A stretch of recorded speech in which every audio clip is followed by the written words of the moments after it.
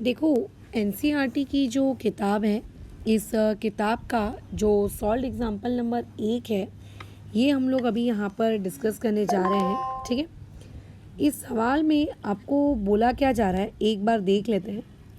बोल ये रहा है कि आपको शो करना है कि ईच एंगल रेक्टेंगल का 90 डिग्री का होता है। देखो, बचपन से हमको पता रहता है कि स्क्वायर का हर एक एंगल 90 डिग्री का है, रेक्टेंगल का हर एक एंगल 90 डिग्री का है, स्क्वायर की सारी साइड्स इक्वल होती हैं, रेक्टेंगल की अपोजिट साइड्स इक्वल होती हैं। ये वो बेसिक सी बातचीतें हैं जो हमको ऑलरेडी बचपन से पता है। बट स्टिल यार, हमसे ये चीज़ प्रूफ करवाई जा रही है। Isn't it strange? Yes it is. तो क्या इसका प्रूफ, जो चीज़ हमें बचपन से पता है, 2 मिनट ये जाने देते हैं प्लेन को। ठीक, जो चीज़ हमें बचपन से पता है, इस बचपन से पता हुई चीज़ को हमें प्रूफ करना है, तो क्या हम इसको प्रूफ कर सकते हैं? तो यस, आप इसे प्रूफ कर सकते हो। क्या करेंगे इसके लिए? इसके लिए तो सबसे पहले हमको बनाना है एक रेक्टेंगल। लेकिन रेक्टेंगल बनाते वक्त इस बात का ध्यान रखें कि कहीं पर भी आप उसको 90 डिग्री शो ना करें। यानी कि सिर्फ एक 4 साइड का डब्बा बना लो, PQRS, दैट्स ऑल।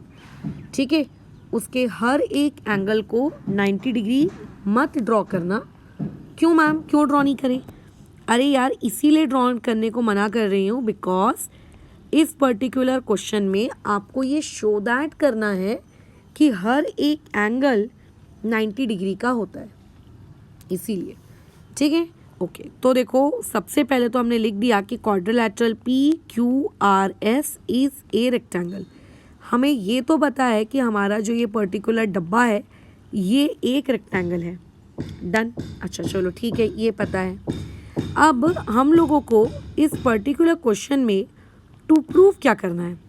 इस पर्टिकुलर क्वेश्चन में आपको प्रूव ये करना है कि इस रेक्टेंगल का हर एक एंगल 90 डिग्री का होगा।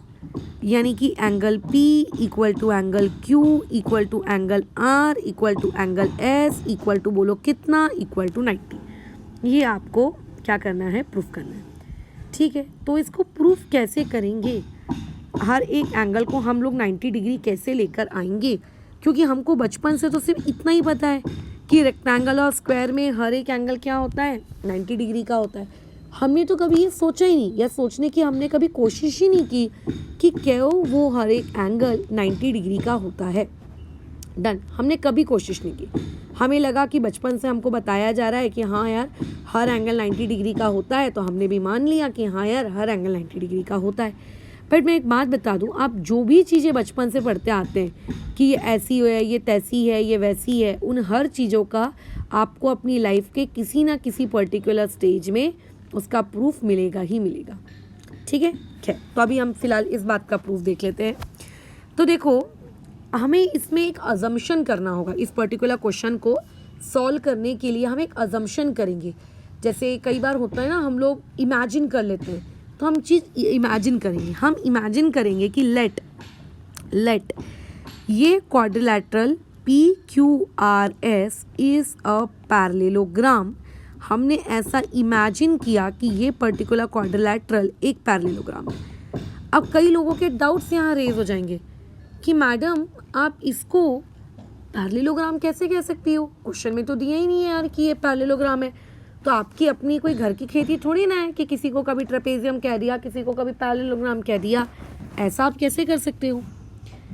तो यहाँ पे उन लोगों के लिए मैं यहाँ रीज़न लिखूंगी कि every rectangle is a parallelogram. ध्यान रखना, दुनिया का हर रेक्टेंगल क्या होता है? एक पैरेललोग्राम होता है। यानी कि रेक्टेंगल को पैरेललोग्राम कहना कहीं से भी कोई भी जुर्म नहीं है। ठीक है, कोई भी जुर्म नहीं है, कोई गलत बात नहीं कही मैंने। दुनिया के हर रोम्बस को, दुनिया के हर स्क्वायर को आप एक रोम्बस कह सकते हो। ठीक है, खैर, तो अभी जो क्वाड्रिलेटरल PQRS है उसको हमने एक पैरेललोग्राम कहा। तो अगर मैडम दुनिया का हर रेक्टेंगल एक पैरेललोग्राम होता है, तो फिर ऐसे केस में आपको इसको अज्यूम करने की, आपको इसको लेट करने की नीड क्या पड़ी? नीड ये है कि मैं इस पैरेललोग्राम को थोड़ा स्पेशल बनाना चाहती हूँ। मैंने ऐसा अज्यूम किया कि भाई मेरे पास जो पैरेललोग्राम है ये एक ऐसा पैरेललोग्राम है जिसका एक एंगल, बाकी एंगल में मुझको कोई इंटरेस्ट नहीं है, जिसका एक एंगल, ठीक है, जिसका एक angle in which one angle is of 90 degree, जिसका एक एंगल हमारा कितने डिग्री का है 90 डिग्री का है, जिसमें हमने ऐसा अज्यूम किया कि इसका एक एंगल कितने डिग्री का है, इसका एक एंगल कितने डिग्री का है 90 डिग्री का है, ऐसा हमने अज्यूम किया। मैडम कौन सा एंगल? कोई भी यार, P Q R S, तुमको जो पसंद है उसमें से ले लो, जो तुम्हारी मर्जी का है ना, कोई भी ले लो। अच्छा, तो मैंने कहा कि चलो ठीक है कि लेट मैं मान लेती हूँ कि एंगल P मेरा 90 डिग्री का है। अब देखो मेरे को पता है कि मेरे पास जो फ़िलहाल क्वेश्चन है, मेरे इस क्वेश्चन में मेरा जो एंगल है वो कितने डिग्री का है 90 डिग्री का है, मुझे पता है। और मुझे ये भी पता है कि मेरा क्वाड्रिलेटरल PQRS ये बेसिकली एक पैरेललोग्राम है। मैं ये भी जानती हूँ कि ये पर्टिकुलर फिगर मेरा क्या है, एक पैरेललोग्राम है। अगर ये पर्टिकुलर फिगर एक पैरेललोग्राम है तो ये पैरेललोग्राम की सारी प्रॉपर्टीज़ को फॉलो करेगा, बिल्कुल करेगा। यानी कि इसका ये वाला PQ और इसका ये वाला RS आपस में पैरेलल होंगे, बिल्कुल। तो आप ये लिख सकते हो कि देयरफॉर आपका जो सेग PQ है ये पैरेलल होगा सेग RS के, बिल्कुल लिख सकते हो मैडम, क्यों नहीं लिख सकते। पैरेललोग्राम में तो अपोजिट, ठीक है, क्या होते हैं, इक्वल हो, पैरेलल होते ही होते हैं। और मैंने कहा कि चलिए एक काम करिए, इस बार इस क्वेश्चन में आप इस S को, PS को आप ट्रांसवर्सल ले लीजिए। तुमने कहा मैडम ठीक है ले लेते हैं। तो अगर ये दोनों की दोनों लाइंस आपकी पैरेलल हैं और अगर आपका PS एक ट्रांसवर्सल है तो आपको नहीं लगता कि angle P plus angle S ये 180 डिग्री हो जाएगा। और इसका रीज़न होगा, बोलो क्या, इसका रीज़न होगा इंटीरियर एंगल्स। पैरेलल लाइंस के बीच में जो एंगल्स होते हैं उनका जो एडिशन होता है वो कितना होता है 180, तो इसका रीज़न होगा इंटीरियर एंगल।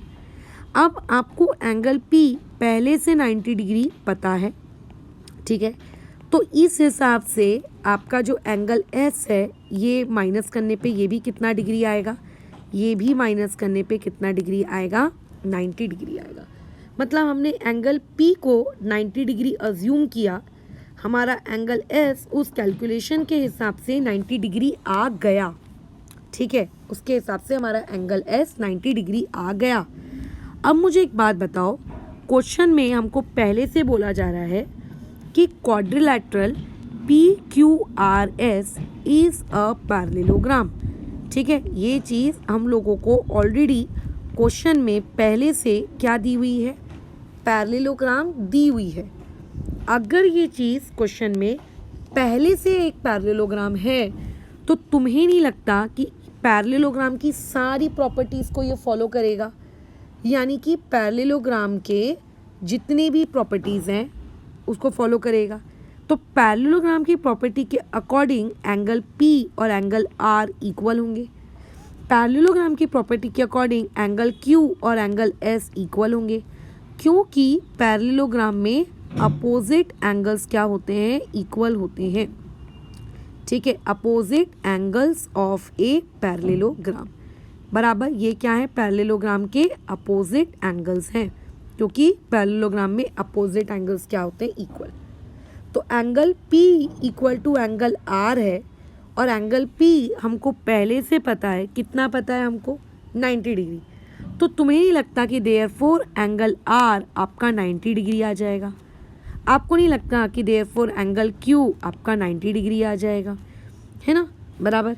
तो क्यों, क्योंकि हम लोगों को पहले से पता है कि एंगल P 90 डिग्री है, हमें पहले से पता है कि एंगल S कितना डिग्री है, 90 डिग्री है। तो इससे ये यहाँ पे प्रूफ हो गया कि क्वाड्रिलेटरल में आपके जो बचे हुए अदर एंगल्स हैं, ठीक है, P equal to Q equal to R equal to S, ये सारे के सारे आपके कितने डिग्री के आ गए, 90 डिग्री। और आई थिंक हमको यही प्रूव करना था कि एक रेक्टेंगल का हर एक एंगल कितने डिग्री का होता है, 90 डिग्री का होता है। और यही चीज़ हमको प्रूफ करनी थी, और देखो ये हम लोगों का प्रूफ हो भी गया कि हर एक एंगल कितने डिग्री का होगा, 90 डिग्री का होगा। डन। तो इस तरीके से आप ये भी प्रूफ कर सकते हो कि आपका स्क्वायर का हर एंगल 90 डिग्री का है। जिस तरीके से आपने ये प्रूफ किया, हर एक बेसिक से बेसिक प्रॉपर्टी जो आपने लोअर क्लासेस में पढ़ी है उन्हें प्रूफ किया जा सकता है। ठीक है, चलो फिलहाल अभी इस डिस्कशन को यहाँ पे रोकते हैं। इसके आगे की क्लासेस में हम लोग और सॉल्व